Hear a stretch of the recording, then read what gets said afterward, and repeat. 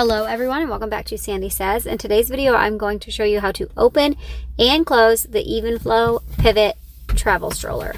So to close your stroller, the first thing you're going to do is find those gray levers on the right and the left side of the handlebars, and then you are going to pull straight up on them.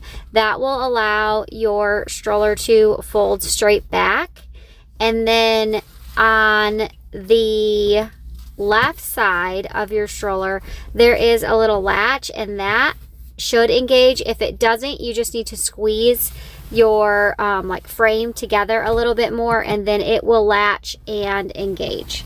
To flip the bassinet around to make it so your baby is either facing away from you or towards you, you are going to find those gray buttons on either side of the child's handlebar. Just push them in at the same time, lift straight up, face it the direction you want it to, and then push it straight down, and make sure that you hear it click when you push it down.